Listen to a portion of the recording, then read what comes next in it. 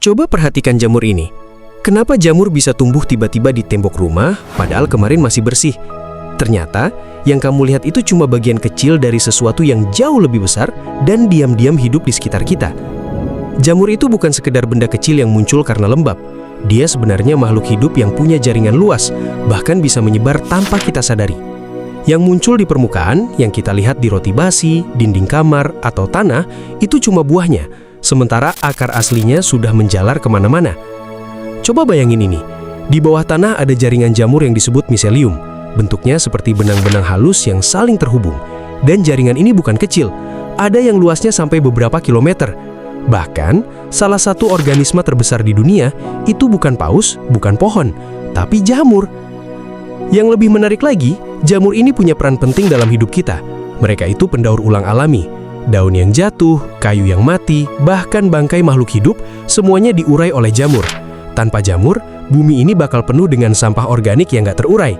Tapi masalahnya, jamur juga sering muncul di tempat yang kita nggak inginkan. Kamu pasti pernah lihat jamur di tembok kamar, terutama di sudut yang lembab, atau mungkin di kamar mandi. Kadang warnanya hitam, kadang hijau, dan sering banget dianggap cuma kotoran biasa. Padahal, itu tanda ada sesuatu yang lagi nggak beres. Jamur tumbuh karena 3 hal: kelembapan, kurang cahaya, dan sirkulasi udara yang buruk. Artinya, kalau jamur muncul di rumahmu, itu bukan sekadar masalah kebersihan. Itu sinyal kalau lingkungan di situ mendukung pertumbuhan mikroorganisme. Dan yang bikin merinding, beberapa jenis jamur bisa berdampak ke kesehatan. Ada jamur yang menghasilkan spora, partikel kecil yang bisa terbang di udara dan masuk ke saluran pernapasan. Buat sebagian orang, ini bisa memicu alergi, batuk, bahkan sesak napas. Yang lebih ekstrim lagi, di dunia hewan ada jamur yang bisa mengendalikan makhluk hidup. Ada jenis jamur yang menginfeksi semut. Setelah masuk ke tubuh semut, jamur ini perlahan mengambil alih sistem sarafnya. Semut itu kemudian dipaksa naik ke tempat tinggi, lalu mati di sana. Dari tubuhnya, jamur tumbuh keluar dan menyebarkan spora ke semut lain. Kedengarannya kayak cerita horor, tapi ini nyata.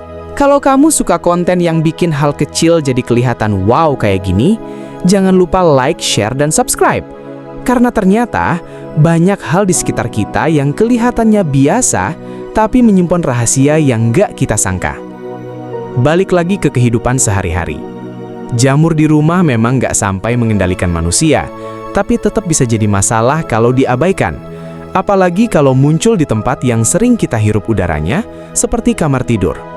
Solusinya sebenarnya sederhana, tapi sering diabaikan. Pertama, kurangi kelembapan. Pastikan ruangan punya ventilasi yang cukup.